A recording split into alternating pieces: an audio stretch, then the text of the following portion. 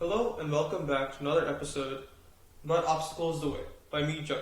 And so the past few episodes we talked about The Obstacles the Way, which is a book that kind of asks you to make and look at each obstacle as a unique pathway towards life and making sure you understand that what stands in the way must become the way. And this book is by Ryan Holiday, who is a writer and media strategist. And the idea of this book, as I said before, is that our action may be impeded, but there is no impeding our discipline or our intentions. So the past few episodes, we talked about perception, how you view a problem. And then the next one was about action, which is about get moving, which is to get moving. So now we're going to talk about the third part of The Obstacles the Way, in a 3-part series. And this is called will. So will as a concept is our internal power. It's the power that is attributed solely to us. It is us taking a negative situation, something that we perceive or we see as something that is not the best to happen to us, that is not success, and maybe failure, and taking that will and turning that negative situation into a humbling and learning experience. That is the core of what will is. And the word willpower is thrown around a lot. And so the whole idea of willpower is a supposed expression of strength, a supposed expression of, yes, I can get up in the morning and I can do this, I can do that, or I can run to the gym 3 times a day and make it back and then be able to do 30 push-ups right after. That is what willpower has been seen by society as. But will is not necessarily willpower. Will has to do more with surrender than strength. Because true will is humility, resistance, and flexibility.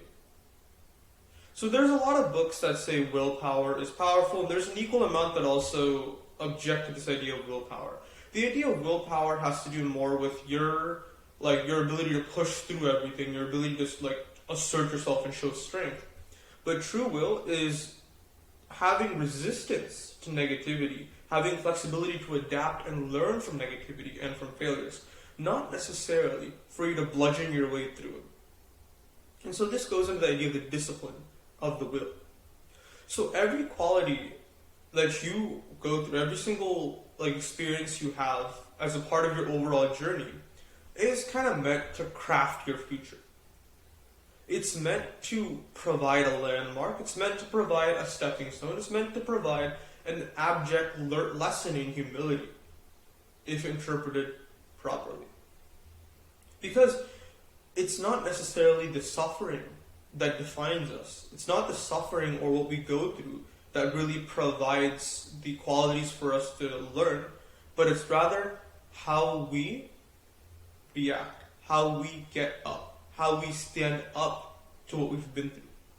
So we need to find a greater purpose in our suffering than the suffering itself and handle it with firmness and forbearance. So remember that, as we talked about in previous episodes, perception is the discipline of the mind, and action is the discipline of the body. But the will is the third part of the triangle, which is the soul. And so the soul is the one thing we can control completely. Because will is about fortitude and strength, but it's not only based in fortitude and strength. It's about life itself and adapting to what we go through and what we face. It's the idea of bearance and forbearance. The fact that you must acknowledge your pain. The fact that you must understand and accept that you're going through pain. But continue to trod onward in your purpose, in your task, and in your work. Because will allow us to adapt and stand and resist while others wilt. And it'll give you true confidence, a sense of calmness and purpose, and a willingness to work. Willpower will just give you strength. It's not that you cannot make your way through life without willpower, but you will find an immovable object at some point. And if you try to bludgeon your way through that, if you try to step and try to assert yourself through that, you're going to fall really hard. And so a basis of willpower is building your inner fortress, your inner citadel. So we take weakness for granted, and we assume that our disadvantages that we go through, they're permanent. So and as you may know, or as you may find out, it's not necessarily true. We craft our spiritual strength, the true kind of strength, through physical exercise. And we craft our physical strength through mental practice. It kind of makes a nice little loop.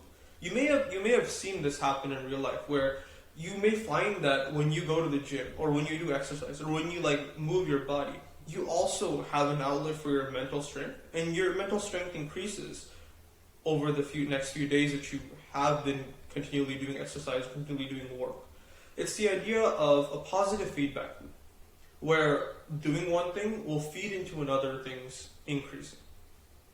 So it's important to see that it's not that our physical fitness will increase our physical strength, it also will increase our mental strength. It's not that our mental strength will only increase our mental fortress, but it will also increase the physical fortress as well. It's the inner citadel. It's the fortress that no one has the ability to break down. In the end, the only person that does break down the inner citadel is yourself. Events can throw themselves against the wall, but if the construction of the fortress is poor, whose fault is that?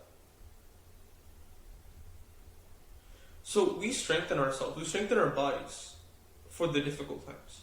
So when we read books, when we listen to things, when we try to become someone better than who we are right now, we don't build ourselves for the good times. We build ourselves up for the harsh times, the ones that will test our mettle, the ones that will test our ability to adapt, improvise, and overcome. Your armor plating, like I said, your armor plating is intended for war. You wear armor not because you think you're going to slash everyone, but because people are going to slash you. Your armor may not be invincible, but the purpose is for you to acknowledge the armor. And when you get slashed and when parts of it gets cracked, you fall back, you retreat, you fix your armor so that the next time someone tries to hit you somewhere, it's more resistant to failure. It's never going to be invincible. But you always have the opportunity to stand back, use your will, your humility, your adaptability, and make yourself flexible and ready to change. And this is part 1 of 3 of Will, and see you next time for part 2. Thank you.